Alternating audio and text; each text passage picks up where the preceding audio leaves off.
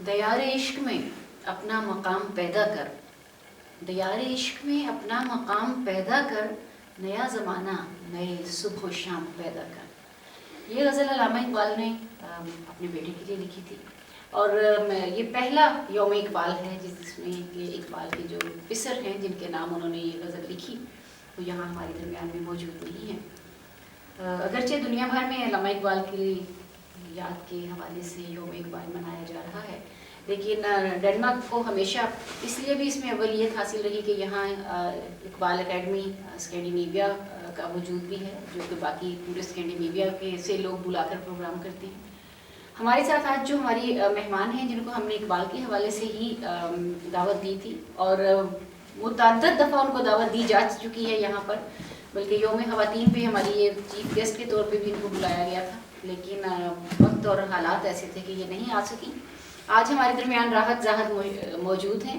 یہ Scott land Glasgow سے تشریف لائی ہیں اور ایک ممتاز شاعرہ ہیں، بہترین براڈ کاسٹر رہی ہیں، ریڈیو کے ان کے پروگرام بہت مشہور ہیں، انہوں نے ٹی وی کے انٹرویوز کیے ہیں۔ اس کے علاوہ یہ خود ابھی ہمیں بتائیں گی کہ انہوں نے یہ پہلی خاتون ہیں جنہوں نے اسکاٹش ادب کو اردو ادب میں متعارف کروانے کے لیے ان کی کتاب جلد آ رہی ہے، تو اس کی طرف ہم ٹی وی انٹرویو میں آپ کی طرف لوٹیں گے اور ان سے بات چیت کریں گے۔ لیکن آج ہم بلا تاخیر اقبال کو یاد کرتے ہوئے علامہ اقبال کے پیام کے حوالے سے کچھ بات چیت کریں گے، اور ہمارے ساتھ ہمیشہ کی طرح ہمارے وہی مقررین موجود ہیں جو بے شک تعداد میں کم ہوں، ہم کوالٹی اس کی بات کرتے ہیں، کوانٹٹی کی نہیں کرتے، مقدار اور معیار کے اوپر کوئی سمجھوتا نہیں۔ تو سب سے پہلے بلا تاخیر میں دعوت دوں گی جناب نواز سندھو صاحب کو کہ وہ یہاں تشریف لائیں اور پیام اقبال کے حوالے سے وہ بات چیت کریں کہ اوروں کا ہے پیام اور میرا پیام اور ہے، عشق کے درد مند کا طرز کلام اور ہے۔ جناب نواز سندھو۔ اعوذ باللہ من الشیطان الرجیم، بسم اللہ الرحمن الرحیم۔ معزز مہمان گرامی اور حاضرین مجلس، السلام علیکم۔ آج چونکہ یوم اقبال کے حوالے سے پروگرام رکھا گیا ہے، میں چند مختصر گزارشات علامہ اقبال کے رحمۃ اللہ علیہ کے حوالے سے کروں گا، اور میں خود بھی مہمانان گرامی کو سننا چاہ رہا ہوں، تو اس لیے میں زیادہ وقت نہیں لوں گا، میں بڑی مختصر سی بات کروں گا۔ حضرت علامہ اقبال رحمۃ اللہ علیہ وہ معمار پاکستان تھے ایک لحاظ سے، کیونکہ انہوں نے پاکستان کا خواب دیکھا، کنسیپٹ دیا، آئیڈیا دیا، اور جو بنیاد تھی، مجھے ایک بار پہلے بھی یوم اقبال کے حوالے سے میں یہی اشعار، اور میں سمجھتا ہوں کہ علامہ اقبال کی کسی بھی شخصیت کے حوالے سے جب ان کا معیار تھا تو وہ یہی اشعار ہیں، اور میں پھر وہی دہراؤں گا کہ جو ان کے خواب کے لیے اس کو عملی جامہ پہنانے کے لیے جو شخصیت، جس طرح کی شخصیت انہیں چاہیے تھی اور جس طرح کا کردار وہ دیکھنا چاہتے ہیں شاہینوں میں اور قوم کے سپوتوں میں، وہ ان اشعار میں ہے، وہ جس میں وہ کہتے ہیں کہ صوفی کی طریقت میں فقط مستی ہے احوال، ملا کی شریعت میں فقط مستی ہے گفتار، شاعر کی نوا مردہ و افسردہ و بے ذوق، افکار میں سرمست نہ خوابیدہ نہ بیدار، وہ مرد مجاہد نظر آتا نہیں مجھ کو، وہ جس کے رگو پہ میں فقط مستی ہے کردار۔ صوفی آپ کو مل جائیں گے جو ذکر اذکار کرتے ہیں، کہ کچھ کہیں گے کہ اللہ کرتے جاؤ، ذکر کرتے جاؤ، آنکھیں بند کرو، مراقبہ کرو، لمبی دیر مراقبے میں بیٹھو، اور اس سے اپنا جو ہے نا وہ طبیعت کے اندر صفائی کرو، نروان حاصل کرو، تصوف کے ذریعے اللہ کے ساتھ رابطے۔ وہ کہتے باقی سارے کام چھوڑو دنیا کے اور اسی میں بیٹھ جاؤ، لگ جاؤ۔ ملا جو ہے وہ بالعموم الا ماشاء اللہ اس لیے کہنا پڑتا ہے کہ کہیں اللہ ناراض نہ ہو جائے، ہو سکتا ہے دھرتی پر کوئی ایسا آدمی ہو جو گفتگو کرتا ہو اور اس کی گفتگو با مقصد بھی ہو، تو اس لیے الا ماشاء اللہ کہنا پڑتا ہے۔ ملا کی جو زور ہوتا ہے وہ نقطے بیان کرنے میں اور گرامر کے زیر زبر کے اندر الجھے رہتے ہیں، وہ زیر زبر کے اندر اور گفتگو کے مزے میں اتنا الجھ جاتا ہے کہ وہ یہ بھول جاتا ہے کہ میں گفتگو کر ہی کیوں رہا، اس میری گفتگو کا مقصد کیا ہے، میں نے ایک دل سے بات کرنی ہے جو دل تک اترے گی، جو لوگوں تک پہنچے گی اور وہ لوگ سنیں گے اور اس کا اثر لیں گے، وہ یہ بھول جاتا ہے، اس کی ساری توجہ اس بات کی طرف چلی جاتی ہے کہ میں کیسا بول رہا ہوں اور میری گفتگو کیسی، تو وہ اپنی تعریف چاہتا ہے، اور انفارچونیٹلی وہ اس ممبر پر بیٹھا ہوتا ہے جس پر وہ کہتا ہے لا الہ الا اللہ محمد رسول اللہ، جس میں وہ کہتا ہے کہ خدا کے علاوہ کوئی عبادت کے لائق نہیں، لیکن وہ یہ توقع کرتا ہے کہ لوگ اس کی عبادت کریں۔ اس کی گفتگو کرنے کا جو مطلب اور مقصد ہوتا ہے وہ لاشعوری طور پر وہ اس طرف جا رہا ہوتا ہے کہ وہ اپنی جب تعریف چاہتا ہے، جب انسان کے اندر یہ فطرت ہے جس کو قابو کرنے کی ضرورت ہوتی ہے، وہ اس تعریف کے اندر اتنا آگے نکل جاتا ہے کہ وہ اپنی تعریفوں میں دراصل یہ تعریف جو ہے وہ پرستش کی صورت اختیار کر جاتی ہے، اور وہ یہ چاہتا ہے کہ لوگ اس کے ہاتھ چومیں، لوگ اس کے اشارے سے اٹھیں اور اس کے اشارے سے بیٹھیں، اس کے اشارے سے ہنسیں، اس کے اشارے سے آنسو بہیں۔ تو یہ سوچ جو ہے یہ اس کلمے کی نفی ہوتی ہے دراصل، کہ جس ممبر پر وہ بیٹھا ہے اسی کے تقدس کو پامال کرنے کا دوسرا نام اپنی تعریف چاہنا ہے اس ممبر پر بیٹھ کر۔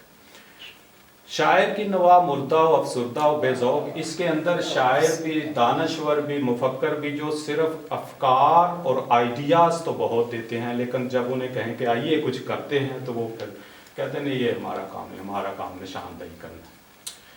تو علامہ اقبال فرماتے ہیں کہ وہ مرد مجاہد نظر آتا نہیں مجھ کو ہو جس کے رگوں پہ میں فقط مستی کردار، کہ کریکٹر کا آدمی ہو۔ کریکٹر کا آدمی حضرت علامہ اقبال رحمۃ اللہ علیہ نے دیکھا قائد اعظم کی صورت میں۔ قائد اعظم نہ تو کچھ ذکر کی محفلوں میں بیٹھتے تھے، نہ قائد اعظم جو ہے وہ ممبر پر بیٹھ کر بڑی بڑی تقریریں کرتے تھے، حالانکہ وہ کوالیفائڈ بیرسٹر تھے، گفتگو کرنا ان کے لیے کوئی مشکل کام نہیں تھا۔ وہ کراچی میں پیدا ہوئے تھے، بمبے میں رہے، ان کے لیے اردو کوئی مسئلہ نہیں تھا، وہ اکثر انگلش میں تقریریں کرتے تھے، اردو بولنا یہ زبان، ان کو اہل زبان تھے، وہ زبان ان کے لیے کوئی پرابلم نہیں تھا، لیکن انہوں نے گفتگو، لچھے دار گفتگو، اور جو ہے نا وہ نقطہ، ایک نقطے سے دوسرا اور دوسرے سے، انہوں نے ملا کی طرح گفتگو نہیں کی۔ کردار، مین آف کریکٹر قائد اعظم تھے، کہ وہ اس حوالے سے کہ قائد اعظم نہ تو قائد اعظم کا کے اوپر آپ یہ انگلی اٹھا سکتے ہیں کہ جی فلاں وقت ہم نے ان کو نماز پڑھتے قضا ہوتے دیکھا، فلاں وقت وہ جو ہے نا جوتے پہن کے فلاں جگہ گئے، اور فلاں وقت انہوں نے ہمارے باقی لوگوں نے نماز پڑھی، ہم نے نہیں دیکھا قائد اعظم نے نماز پڑھی، کوئی چھوٹ گئی۔ بعض لوگ اس کی روایت دیتے ہیں کہ جی وہ رات کو پڑھتے تھے، یہ ایک بات ہو سکتی ہے، اس پر انگلی اٹھائی جا سکتی ہے کہ قائد اعظم تہجد پڑھتے تھے، رات کو پڑھتے تھے، مسجد میں 5 وقت پڑھی یا نہیں پڑھی، لیکن اس بات پر ہسٹری کی کسی تاریخ کی کتاب میں کوئی ایک لفظ نہیں ملتا کہ کوئی بندہ یہ ثابت کرے کہ قائد اعظم نے کرپشن کی، قائد اعظم نے کسی کے ساتھ بے ایمانی کی، کسی کا ناجائز جو ہے وہ کاغذات میں ہیرا پھیری کر کے کسی کی جائیداد ہتھیا لی، کسی کا حق مارا، کسی کوئی سائل ان کے پاس کوئی مقدمہ لے کر کوئی شخص آیا تو اس کے ساتھ ناجائز آپ نے ڈیلنگ کی، کوئی ایک واقعہ قائد اعظم کا نہیں ملتا۔ اور اس کو اگر بہت پیچھے جا کے 1400 سال دیکھیں حضور صلی اللہ علیہ وسلم کی، وہاں پر جو اسلام سٹارٹ ہوتا ہے تو سب سے پہلے آپ پوچھتے ہیں کہ میرے بارے میں کیا خیال ہے، تو سارے لوگ یک زبان ہو کر کہتے ہیں کہ آپ صادق اور امین ہیں۔ تو کریکٹر کی روشنی حضور صلی اللہ علیہ وسلم سے آتی ہے، اور وہ کردار، اور جو حقوق اللہ کا سارا مقصد کردار پیدا کرنا ہے، تو وہ کردار جب جھلک قائد اعظم میں علامہ اقبال کو نظر آئی تو علامہ اقبال نے پھر قائد اعظم سے کہا کہ اس قوم کی رہنمائی کریں، اور اس کے نتیجے میں پاکستان واضح وجود میں ہے۔ یہ باقی ساری باتیں تو آپ سب کے سامنے، لیکن انفارچونیٹلی جو پاکستان بنا ہے اس پاکستان کے اندر ہم ڈنمارک میں رہتے ہیں،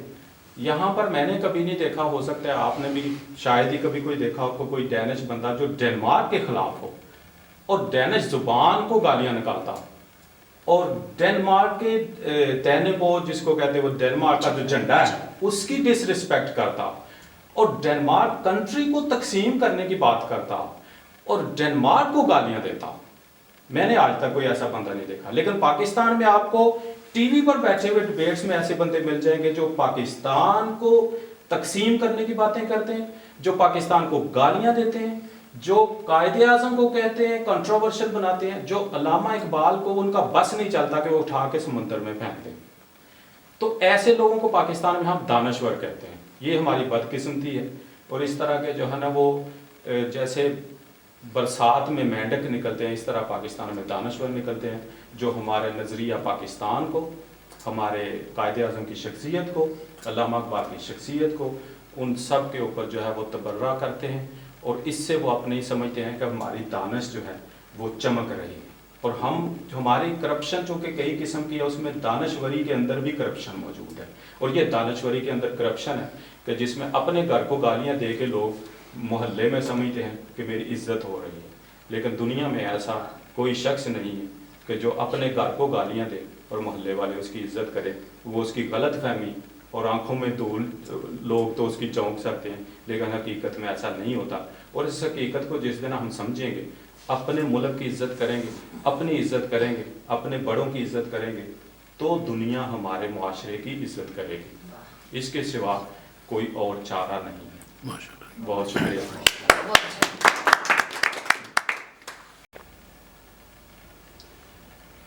ابھی آپ نے نواز سندھو صاحب کی گفتگو سنی. ہمیشہ کی طرح اختصار میں جامعیت کے ساتھ بات کرتے ہیں. انہی کی بات کو آگے بڑھاتے ہوئے پہلے انہوں نے بڑی خوبصورت بات کہی کلام اقبال کے حوالے سے یا پیام اقبال کے حوالے سے, کہ ہمارے معاشرے میں بے شمار سلگتے ہوئے موضوعات ایسے ہیں جن کو اقبال کے نام کے تحت مزید بھڑکایا جاتا ہے. اور جیسے کہ انہوں نے کہا کہ صرف تصوف یا ذکر الہی ہی جو ہے دنیا کے معاملات کو یا دنیا کے مسائل کو حل کرنے کے لیے کافی نہیں ہے. خود اقبال کے کلام سے اس کی ہمیں ملتی ہے مثالیں ملتی ہیں کہ وہ فرماتے ہیں کہ خرد کے پاس خبر کے سوا کچھ اور نہیں, خرد کے پاس خبر کے سوا کچھ اور نہیں, تیرا علاج نظر کے سوا کچھ اور نہیں. اور جب انہوں نے کردار کے حوالے سے بات کی, میں نے چونکہ ہمارے پاس اتنے اچھے مقررین موجود ہیں کہ میں نے ان کی موجودگی میں اقبال کے اوپر کچھ کہنے کی جسارت نہیں کی. انہوں نے جو کردار کے حوالے سے بات کی, تو کردار سازی کسی بھی شاعر کی نوا جو ہے اس میں ہمیشہ کردار سازی کا عمل سب سے پہلا عمل ہے, اور کردار سازی کی عمارت کے اوپر دوسری جو عمارت کی بنیاد رکھی جاتی ہے وہ معاشرہ سازی یا سماج کی کو سدھارنے کی بنیادیں رکھی جاتی ہیں. اقبال ہی کے کلام سے چند اشعار پڑھ کے اپنے اگلے مقرر کو دعوت دوں گی کہ اقبال نے ایک مسلمان نوجوان کے نام جو انہوں نے نظم کہی, جو آپ کو بھی اور ہمیں بھی بچپن میں یاد کروائی گئی ہوگی, اور یقیناً اس کے چند اشعار ایسے ہی ہیں. جب ہم کردار سازی کی بات کرتے ہیں تو اقبال بات کرتے ہیں, مخاطب کرتے ہیں آج کی نوجوان نسل کو, کہ تجھے آبا سے اپنے کوئی نسبت ہو نہیں سکتی, تجھے آبا سے اپنے کوئی نسبت ہو نہیں سکتی, کہ تو گفتار وہ کردار, تو ثابت وہ سیارہ, اور تجھے اس قوم نے پالا ہے آغوش محبت میں, کچل ڈالا تھا جس نے پاؤں میں تاجے سرے دارا. تو خودداری, خودی, اپنی ذات سے محبت اور کردار سازی کی جو بنیادی تعلیم ہے وہ ہمیں اقبال کے کلام میں ملتی ہے. وہی بات جس کی طرف سندھو صاحب نے اشارہ کیا کہ ہماری بد نصیبی یہ ہے کہ ہم وہ لوگ ہیں, ہم جس شاخ پہ بیٹھتے ہیں, جس پہ ہمارا آشیانہ ہے, جس پہ ہمارا بسیرا ہے, ہم اسی کو قطع کر کے اپنی جڑوں سے اپنے تعلق کو توڑ کے سمجھتے ہیں کہ ہمیں اڑانوں کا نیا فن ملے گا. تو ایسا ہونا ممکن نہیں ہے. اسی بات کو آگے بڑھاتے ہوئے ہم چلتے ہیں. محترم جناب عباس رضوی صاحب ہمارے درمیان موجود ہیں. سب سے پہلے میں ان کے شکریہ کے ساتھ ان کو دعوت دوں گی کہ جب کبھی ہم نے بلایا, جتنی مرضی ان کی مصروفیات ہوئی, انہوں نے ہمیشہ ہماری صدا پر ہماری دعوت نامے کو شرف قبولیت دیا. تو تشریف لاتے ہیں جناب عباس رضوی صاحب. اعوذ باللہ من الشیطان الرجیم, بسم اللہ الرحمن الرحیم. سب سے پہلے ہماری آج کی محفل کی مہمان خصوصا راہ صاحب صاحبہ کو دل کی گہرائی سے خوش آمدید کہوں گا. ملاقات پر پتہ چلا کہ رشتہ آپ کے ساتھ بھی پرانا ہے, اور اس کے ساتھ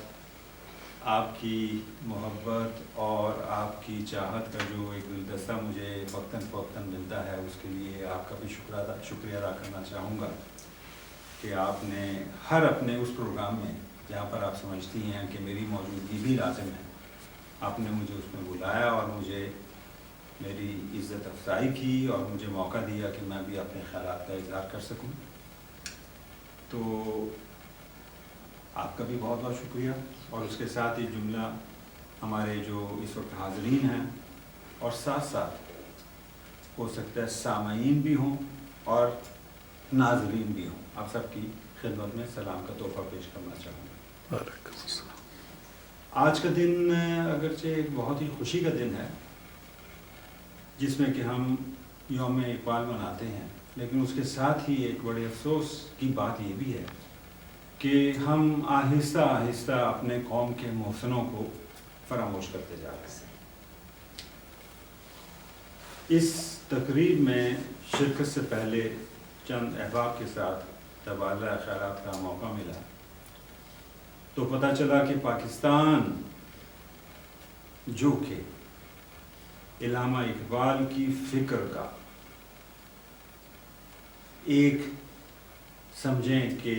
ساری زندگی کا زیر احسان ہے، اسی ملک میں مختلف صوبوں میں یہ بات ہو رہی ہے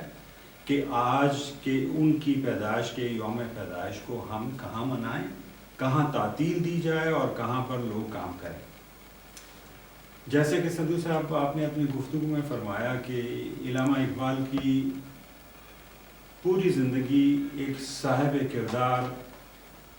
لیڈر کی تلاش میں گزری، اور جب انہیں ملا تو انہوں نے کہا کہ ہاں میں جس شخص کی تلاش میں تھا وہ مجھے مل گیا، اور انہی کے توسط سے خدا کی مہربانی سے ہمیں یہ ملک ملا جس میں ہم یا جس کی بدولت ہم اپنے آپ کو پاکستانی کہتے ہیں، اور ہمیں ایک آزادی کا احساس ہوتا ہے کہ ہم کتنے خوش قسمت ہیں کہ ہم کسی جگہ کو اپنا ملک کہہ سکتے ہیں۔ آپ یہ سوچئے کہ مادر وطن کہا جاتا ہے ملک کو، اور اگر آپ کی ماں کسی کی غلام ہو تو آپ جو اس کے پیدائش میں سے آپ اس کے پیٹ میں سے نکلے ہیں تو آپ کیا ہیں، آپ کی غلام، لیکن اگر آپ کی ماں آزاد ہے تو آپ بھی آزاد ہیں۔ یہ ایک ایسا فلسفہ ہے جس کے لیے میں چھوٹی سی مثال دینا پسند کروں گا۔ پوچھیں ان لوگوں سے جن کے پاس آزاد ملک نہیں ہے، جیسے فلسطین، جو کہ اپنی جانوں کا نذرانہ دے رہے ہیں، ان کا جو ہے ان کی یوتھ، ان کی جو ہے کہ اس کا نام نوجوان لوگ اپنی جانوں کا جو ہے نذرانہ پیش کر رہے ہیں۔ کبھی بیچارے ایک طرف سے کوشش کر رہے ہیں کہ ہماری آواز کسی ایسے عوام میں پہنچ جائے جہاں پر انسانیت ہو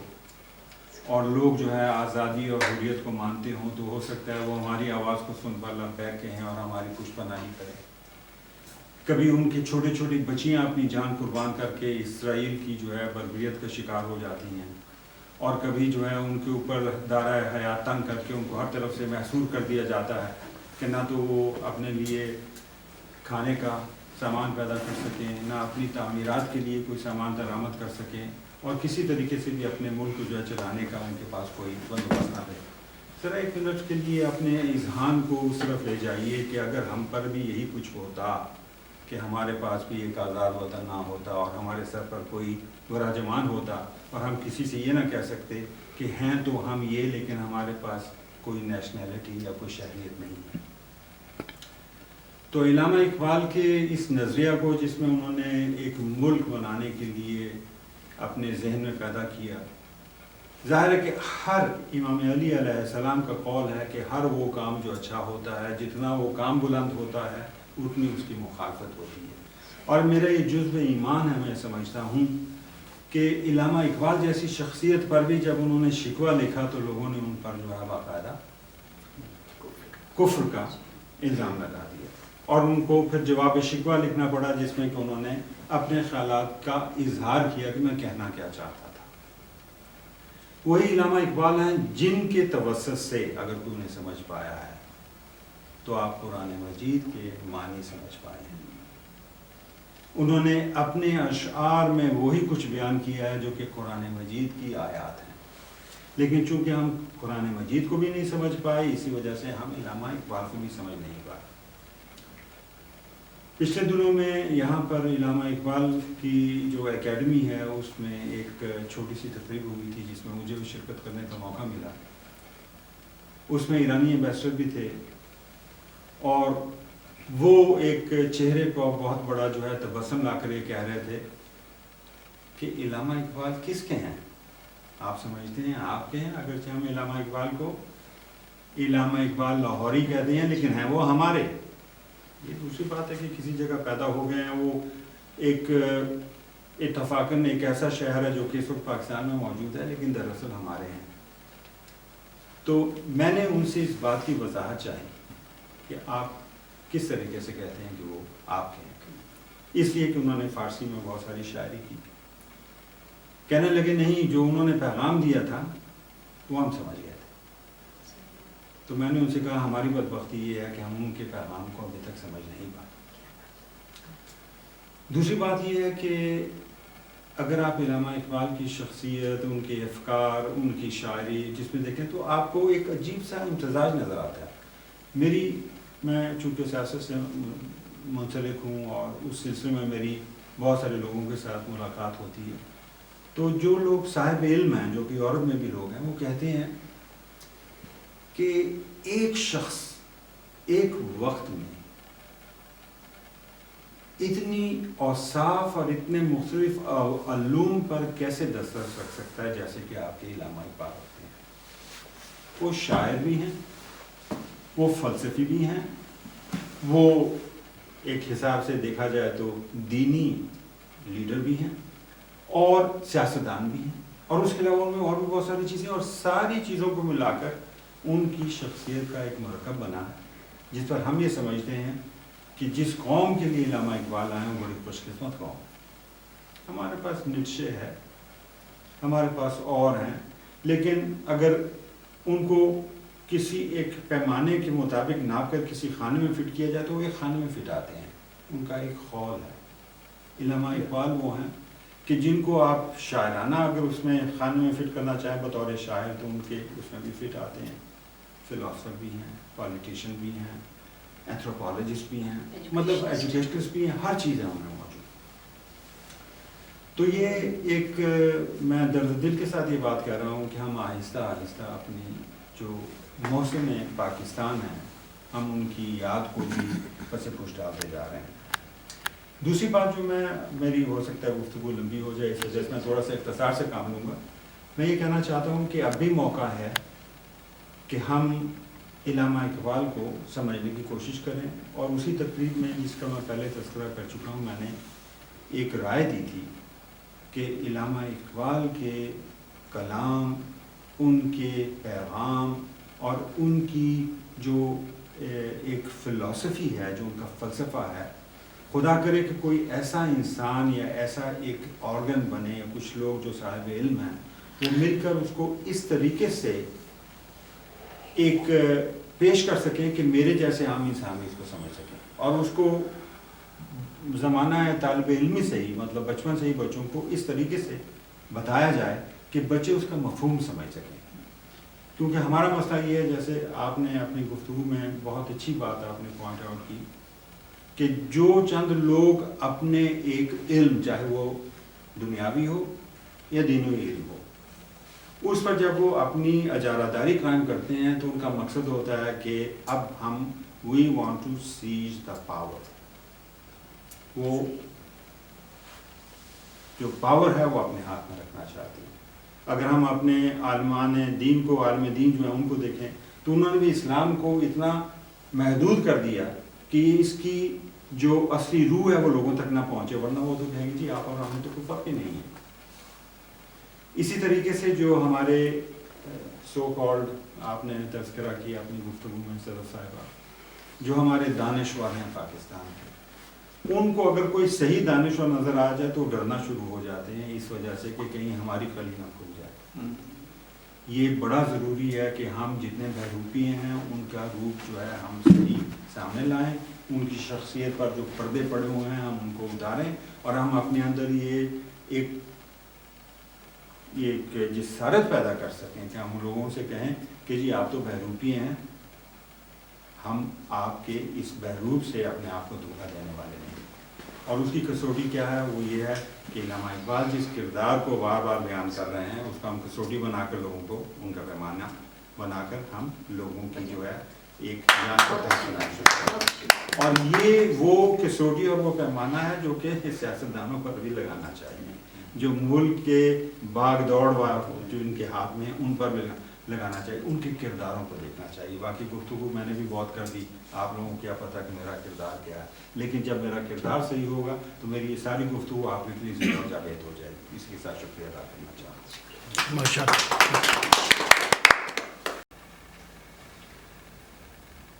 آپ نے جناب عباس رضوی کی گفتگو سنی، اور ہمیشہ مجھے ان کی گفتگو سے، ان کی جب کبھی بھی موقع ملا ان کے ساتھ بیٹھنے کا، ان کی تقریر سے ایسے مزید نکات جو ہیں وہ نظر آتے ہیں جن کے اوپر مزید بات کرنے کی خواہش جو ہے وہ بڑھتی ہے. ابھی انہوں نے علامہ اقبال کے حوالے سے جو فارسی دانوں کے یا امبیسیڈر صاحب کے حوالے سے بات کی، اسی کو میں آگے بات کرتے ہوئے کہوں گی کہ ہمیں بہت ساری یونیورسٹیوں میں جب کبھی ہم جاتے ہیں، خواہ وہ اقبال کے حوالے سے ہو یا وہ شعر و ادب کے حوالے سے ہو، تو تہران یونیورسٹی جو ہے اس کا پورے کا پورا اردو کا شعبہ وہاں موجود ہوتا ہے، جس میں ڈاکٹر علی بیات ہیں جو اس کے صدر ہیں، ڈاکٹر کیو مرسی ہیں جو شیرازی کے اوپر ایک اتھارٹی ہیں، اور ڈاکٹر وفا ہیں جنہوں نے اردو میں پی ایچ ڈی کر رکھی. یہ تینوں وہ صاحب ہیں جو ہمیشہ بار بار یونیورسٹیوں میں ملتے ہیں اور جن کی یہ بھی خواہش ہے کہ وہ ڈنمارک میں آئیں. اس کی وجہ میں آپ کو بتاتی چلی، وہ یہ ہے کہ ڈنمارک میں دو مستشرقین جن کو ہم اورینٹلسٹ کہتے ہیں، وہ ایسے ہیں جنہوں نے اقبال کے پر بھی کام کیا ہے، جنہوں نے فارسی زبان کو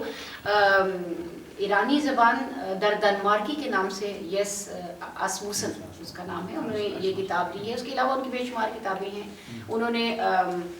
کمپیریٹیو اسٹڈیز آف اسلام کے اوپر ان کی کتابیں بڑی مشہور ہیں. آرتھر کرسٹنسن کی کتابیں بڑی مشہور ہیں. تو ہم لوگ جب کبھی بھی بات ہوتی ہے اقبال کے حوالے سے تو وہ مجھے ہمیشہ کہتے ہیں کہ آپ اقبال پہ لکھتی کیوں نہیں جب آپ کو اقبال کا فارسی کلام اتنا آتا ہے. تو میرا جواب ہمیشہ یہی ہوتا ہے کہ ڈنمارک میں اتنے بڑے بڑے اسکالر، اتنے بڑے بڑے دانشور ہیں کہ اس میں میں نہیں سمجھتی کہ مجھے ان کی موجودگی میں کچھ لکھنا چاہیے. تو جب اقبال کی بات ہوتی ہے تو ابھی انہوں نے کہا عباس صاحب نے کہ وہ اس کو اقبال لاہوری کہتے ہیں، اور وہ یہی ہے کہ کوئی بھی جو عظیم ذہن ہوتا ہے، کوئی بھی جو عظیم خیال ہے یا فکر ہے، وہ کسی ایک قوم کا اس کے اوپر کوئی غاصبانہ قبضہ نہیں ہوتا. ایک ذہن، ایک فکر، ایک رو خیال کی، اس کے اوپر پوری دنیا کا حق، پوری دنیا کو حق حاصل ہے. اگر ایسا نہ ہوتا تو حضرت محمد جو ہے وہ صرف رحمت المسلمین ہوتے، رحمت العالمین نہ ہوتے. یا قرآن کی جو ہے پیغام وہ صرف میرے اور آپ کے لیے یا ان لوگوں کے لیے ہوتا ہے جن کو ورثے میں قرآن گھر سے مل گیا ہے، یا جن کو ورثے میں جو ہے ایمان کی دولت مل گئی ہے، وہ ہمارے اور آپ کے لیے ہوتا. تو واپس چلتے ہیں اقبال کے فارسی کلام کی طرف ہی. میں تہران یونیورسٹی کے شعبہ اردو کے حوالے سے ہی بات کروں گی. اب مجھے ان سے دوستی اور ملتے ہوئے 5-6 برس کا عرصہ گزر چکا ہے. آپ بہت جلد ان کو ڈنمارک کی ہواؤں میں دیکھیں گے. وہی یس آسموسن اور آرتھر کرسٹنسن کے حوالے سے، ان کی کتابوں کے حوالے سے، بلکہ سویڈن میں علامہ اقبال کے اوپر سویڈش زبان میں کنسٹنرز لینڈ یعنی ایک فنکار کا ملک کے حوالے سے ایک کتاب جو ہے وہ شائع ہو چکی ہے. تو ابھی عباس صاحب نے جس نقطے کی طرف اشارہ کیا، میں سمجھتی ہوں کہ وہ ہم سب کے لیے ایک لمحہ فکریہ ہے کہ کیا ہم فکر اقبال کو زندہ رکھنا چاہتے ہیں. اگر ایسا ہے تو ابھی تک علامہ اقبال کا جو کلام ہے اس کا ڈینش میں ترجمہ کیوں نہیں؟ ڈینش میں ان کا ترجمہ اس لیے ہونا چاہیے، بہت ضروری ہے کہ جب کبھی ہماری ڈینش شعراء کے ساتھ بات ہوئی، یا چند ایک لوگ جو میرے حلقہ احباب میں ہیں، جب کبھی اقبال کے حوالے سے ان سے بات ہوئی تو انہوں نے دور سے ہی ہینڈز اپ ہو گئے کہ علامہ اقبال جو ہیں وہ تو بہت اسلامک شاعر ہے، وہ تو مسلمانوں کو یہ حکم دیتا ہے کہ تلوار اٹھاؤ اور قتل عام شروع کر دو. جبکہ اس وقت ضرورت ہے ہمارے لیے یا ان لوگوں کے لیے جو خود کو اقبال کا جانشین تصور کر رہے ہیں، ان کرسیوں پہ بیٹھے ہیں جہاں سے ان کی سنوائی ہو رہی ہے، کہ علامہ اقبال کے سر پہ سے خدا کے واسطے وہ تقدس کا ٹوکرا اٹھا کے سائڈ پہ کر دیں جو ان کو ایک دائرے میں مقید کر رکھا ہے، جو ان کو صرف یہ سمجھتا ہے کہ یہ شخص یہ کہتا ہے کہ شمشیر و ثنا بولطاؤس و رباب. آخر جب تک علامہ اقبال کا فارسی کلام آپ نہیں پڑھیں گے اس وقت تک، اور جب تک ہماری نئی نسل علامہ اقبال کی انسانیت کے پیغام کو آپ ترجمہ کر کے ڈینش کے ذریعے، انگریزی کے ذریعے اپنی نئی نسل تک نہیں پہنچائیں گے، تب تک یہ جو مجھے فکر ہے، مجھے اس بات کا خوف بھی ہے کہ تب تک ایسا نہ ہو کہ ہم جیسے لوگ جو پہلی نسل سے ہیں ان کی نسل تک وہ پیغام نہ پہنچے، اور وہ پیغام اور وہ جو تھوڑی بہت اس میں سمجھ یا فہم ہمیں ہے وہ ہم اپنے ساتھ ہی لیے چلے جائیں. علامہ اقبال کا جاوید نامہ آپ لوگوں نے سن رکھا ہوگا، جنہوں نے اقبال کو پڑھا ہے، جنہوں نے اسرار خودی اور رموز بے خودی پڑھ رکھی ہے، ان کو پتہ ہے کہ اقبال کا عالم انسانیت کے تصور کے ساتھ جو ان کا شعر ہے، جس کو میں سمجھتی ہوں کہ پوری دنیا بھر میں اس کا ہر زبان میں ترجمہ ہونا چاہیے، وہ یہ ہے کہ آدمیت احترام آدمی باخبر شو از مقام آدمی، کہ ایک انسان کا جو مقام ہے اس کی خبر رکھو کہ گردوں سے جو ہے وہ برتر از مقام آدمی، کہ انسان کا جو مقام ہے وہ آسمانوں کی بلندی سے کہیں دور آگے ہے۔ وہ اقبال ہی کی شاعری میں سے، اس کی اردو شاعری میں سے بھی ہے کہ کارواں تھک کر فضا کے پیچ و خم میں رہ گیا، مہر و ماہ و مشتری کو ہم مہر و ماہ و مشتری کو کارواں سمجھا تھا میں۔ معاف کیجیے گا، مجھے یہ شعر میں کچھ اور الفاظ ہیں کہ ان کو میں ہم انا سمجھا تھا میں،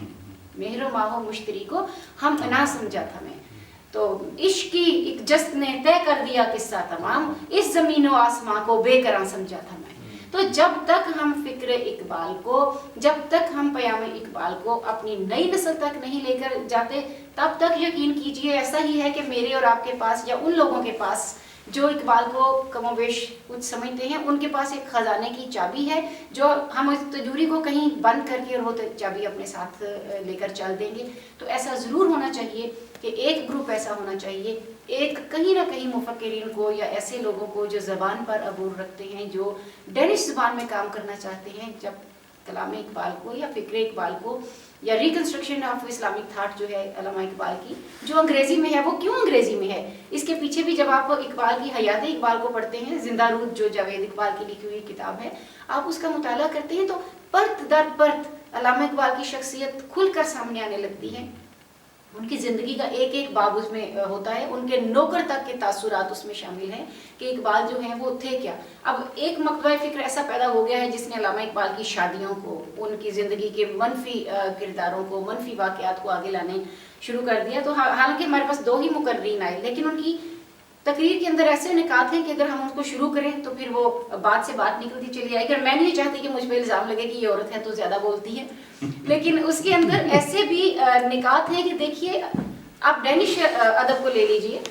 ان کا کھینگو اتنا بڑا جو ان کا شاعر تھا، ان کا کونتوی جسے فریڈرک نیکولائے کونتوی کہتے ہیں، آپ ان کی ذاتیاتی زندگی میں جائیں تو کیا کیا ان لوگوں نے نہیں کیا۔ لیکن آج بھی جب ڈینش ادب والے بات کرتے ہیں تو کہتے ہیں کہ ہمارے پاس اگر کونتوی نہ ہوتا تو ہمارا ادب کہیں نہ جاتا، ہماری ایجوکیشن سسٹم ہمارا کہاں پہ جاتا۔ میں کئی دفعہ علامہ اقبال کو اور کونتوی کو تقابلی جائزہ لینا چاہوں تو مجھے بے شمار چیزیں علامہ اقبال میں اور کونتوی میں، جسے گرونویگ کہتے ہیں، نظر آتی ہیں۔ لیکن جو چیز علامہ اقبال کو زیادہ نمایاں کرتی ہے، جیسے کہ عباس صاحب نے کہا کہ جو خانے ہیں، مختلف خانوں میں جو چیز فٹ آتی ہے، لیکن علامہ اقبال کی شخصیت ہمانگیر، ان کا پیغام ہمانگیر۔ اس کی وجہ یہ تھی کہ علامہ اقبال کا جو اختتام ہوا وہ بطور بحثیت ایک فلسفی ہی کے ہوا، ایک دانشور ہی کے ہوا، اور ایک ایسے شاعر کے ہوا کہ جو اپنا لکھا ہوا ایک ایک لفظ اس کو اون کرتا ہے، وہ اس سے منحرف نہیں ہوتا۔ تو میں بات کو یہیں پہ روکتے ہوئے اپنے مہمان خصوصی کی طرف جاتی ہوں، ان کو ایک دفعہ پھر خوش آمدید کہتی ہوں ڈنمارک میں، اور میں معذرت چاہتی ہوں کہ میں نے زیادہ وقت لے لیا، اور یہ وقت ہماری مہمان خصوصی کے ساتھ بات چیت کا ہے۔ تو آئیے بات کرتے ہیں محترمہ راحت زاہد سے، ان کو خوش آمدید کہنے کے ساتھ ساتھ۔ محترمہ راحت زاہد۔ بسم اللہ الرحمن الرحیم، السلام علیکم۔ میں سب سے پہلے تو تہہ دل سے مشکور ہوں لٹریچر اینڈ کلچر انٹرنیشنل اور ٹی وی لنک کی تمام ٹیم کی، اور خصوصاً صدف مرزا کی،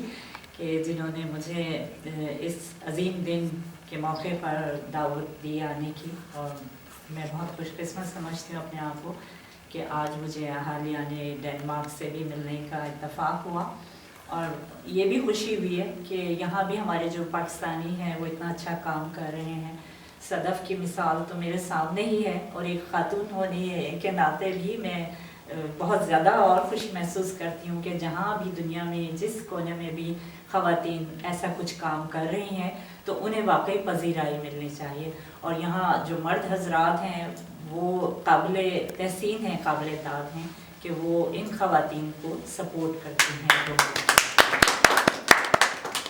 اور جہاں تک علامہ اقبال کے بارے میں بات کا تعلق ہے تو ابھی جو مقررین اتنے اچھے اچھے مقرروں نے آپ کے سامنے بشمول صدف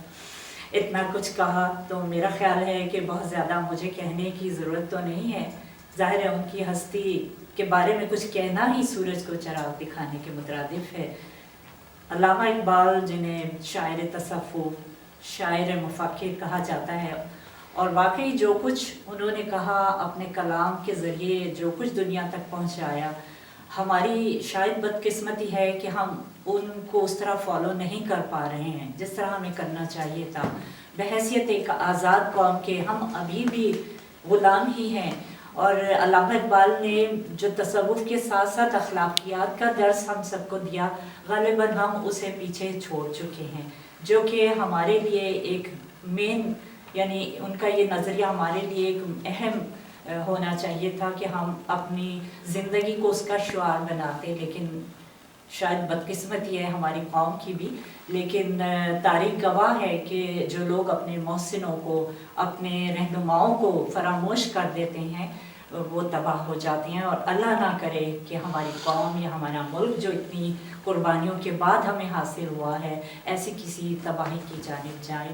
تو علامہ اقبال سے ایک نعتہ بھی ہے بالواسطہ طور پر۔ صدف نے کہا کہ میں کچھ اس پہ بھی روشنی ڈالوں، تو میں یہی کہوں گی کہ میری خوش قسمتی ہے کہ جو میرے خالو تھے ان کے بہنوئی تھے آفتاب اقبال، جیسا کہ ابھی صدف نے بھی ذکر کیا کہ بہت سی باتیں کنٹروورشل ہوئیں ان کے بارے میں، ان کی اولاد کے بارے میں۔ تو جو بہن تھی میرے خالو کی، رشیدہ اقبال صاحبہ، آفتاب اقبال کی وائف، انہوں نے ایک کتاب لکھی تھی اس سلسلے میں، اور کیونکہ میری بھابھی کی وہ پھوپھی بھی تھیں تو میری بھابھی نے پھر وہ کتاب مجھے دی کہ تمہارا تعلق اس فیلڈ سے ہے تو بہتر ہے تم اس کو پڑھو اور جانو۔ بہت سی باتیں اس میں انہوں نے ڈسکور کی ہیں جس میں جو اختلافی باتیں تھیں کہ ایسا نہیں تھا جس طرح دنیا کے سامنے جو چیزیں کہیں گئیں، جو باتیں کہیں گئیں ان کے بارے میں۔ تو یہ بھی ایک الگ موضوع ہے، لیکن یہاں مناسب نہیں ہے کہ میں بہت زیادہ اس کے بارے میں کہوں۔ بہرحال مجھے بہت خوشی ہے، اور اس چیز کو میں یہ بھی سمجھتی ہوں کہ یہ میرے لیے ایک اور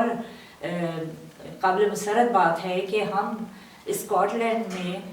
اقبال اور برنس نائٹ منایا کرتے ہیں۔ اسکاٹش پاکستانی ایسوسی ایشن کی میں سیکریٹری بھی ہوں، اور جو رابرٹ برنس ہیں وہ اسکاٹ لینڈ کے ایک بڑے شاعر ہیں، وہ وہی مقام رکھتے ہیں جس طرح علامہ اقبال ہمارے پاکستان کے حوالے سے ایک اہم مقام رکھتے ہیں۔ تو ہم نے ان دونوں کو کمبائن کر کے تو برنس اقبال نائٹس کا اہتمام کیا ہوا ہے، وہاں ہر سال ہم مناتے ہیں، اور اس میں ظاہر ہے ہم علامہ اقبال کی جو یہ معلومات ہم لوگوں کو، وہاں کے اسکاٹش لوگوں کو فراہم کرتے ہیں، اور ہمیں ان کے شاعر کے بارے میں۔ تو مجھے یہ اعزاز بھی حاصل ہے کہ میں نے برنس کو جو ٹرانسلیٹ کیا ہے ان کی کچھ پوئمس کو،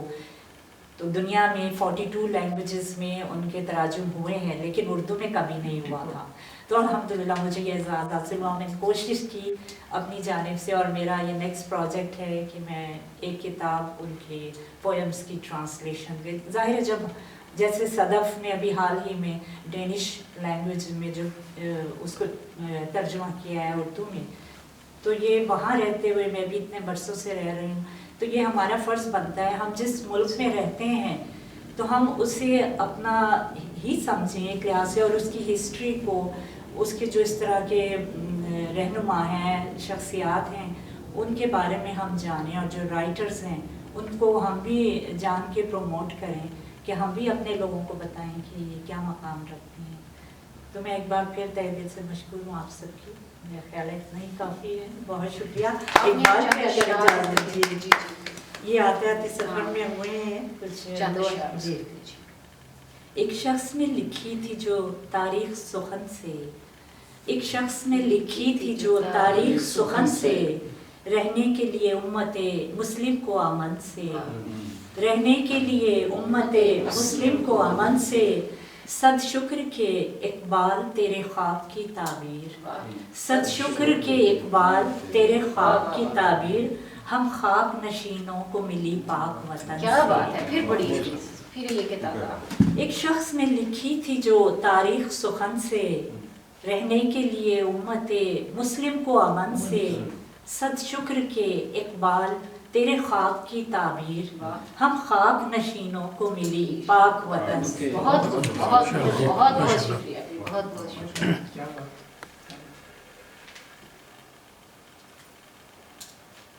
جی سامعین اور ناظرین، جیسا کہ یہ پروگرام ٹی وی کے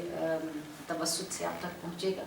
تو تو یہ ہماری مہمان خصوصی کے ساتھ آپ کی مختصر بات ہوئی، جو کہ موقع کی مناسبت سے اتنی ہی ہوگی، لیکن بہت جلد ان کے ساتھ ایک مفصل انٹرویو ٹی وی سے آپ کی خدمت میں پیش کیا جائے گا۔ اور ہمارا ہمیشہ سے یہ موقف رہا ہے کہ بیرون ملک رہنے والے جو لوگ ہیں، جنہوں نے اس ملک سے نہ صرف رزق کمایا، اپنی شناخت بنائی،